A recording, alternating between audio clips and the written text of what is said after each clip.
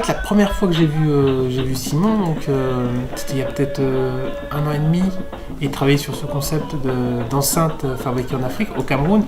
Il va travailler avec des artisans au Cameroun qui vont élaborer à partir d'essences locales les enceintes et puis les basses. Et donc je me suis dit, ouais, le gars, quand même, je me suis vu en fait à sa place, quoi. Je me suis dit, ouais, c'est bien, il essaye quoi, au Cameroun, j'attends de voir. Donc là, c'est intéressant parce que donc on est sur l'identité, on est sur du commerce équitable parce qu'il y a une charte en tous les cas de travail avec ces artisans pour respecter certaines normes en termes d'essence, en termes de conditions de travail, avoir des salaires qui soient rémunérés à juste valeur. Et je me rappelle, je lui ai dit, ouais, quand t'es prêt, je serai ton premier supporter, quoi. Et effectivement, je pense peut-être 1 an et demi après, ou 1 an et demi après, 2 ans, Simon est venu avec le produit fini et j'étais super étonné parce que c'est vraiment un produit de qualité, enfin super beau. Déjà bravo pour ces enceintes qui reprennent des formes que nous connaissons quelque part. Le djembé, c'est vraiment une forme qui est agréable. Moi, bien sûr, ça m'a interpellé pour plusieurs raisons. Déjà, je fais du Made in Africa aussi. Et puis, le Cameroun, c'est un pays que je connais très bien puisque la marque est née au Cameroun. Et là, c'est super intéressant parce qu'on a cette volonté de s'inscrire dans des filières solidaires. On a cette volonté de faire reconnaître aussi l'histoire, l'identité du continent. Dans les contes, il y a souvent le tambour qui va donner un rythme, qui va raconter quelque chose. Au Sénégal, où j'ai grandi, le tambour a une place extrêmement importante, on appelle ça le sabbat. Moi, des vibrations que j'ai eues les plus fortes à travers les tambours, c'est des tambours de Burundi. Je suis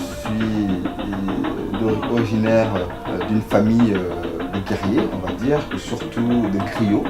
Et donc notre instrument principal c'était le tam-tam ou ce qu'on appelle le boumbolon. Même si je ne suis pas d'origine burundaise, quand je l'écoute, voilà, on peut se créer un univers.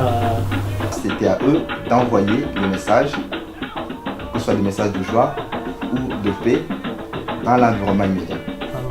C'est ce que j'aime, quoi. Aujourd'hui, il y a 36 000 marques d'enceintes, projets d'enceintes.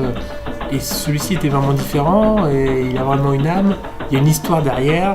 Il y a des histoires, facilement, c'est très communicatif. Ce tambour parlant nous parle en ces termes, parce que ça me rappelle justement une partie de moi que je n'ai pas explorée. Vous parlez d'acoustique, de social, d'esthétique, effectivement c'est un objet qui est beau.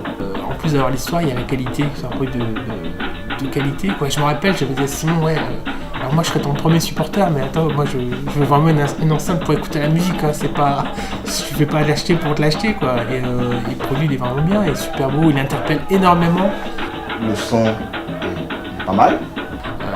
Voilà, autant j'ai déjà eu des enceintes, et voilà, une enceinte ça n'interpelle pas spécialement, mais quand il y a des invités, ils se posent des questions, ah c'est quoi, et ça marche vraiment, et c'est comment, ah ouais c'est cool.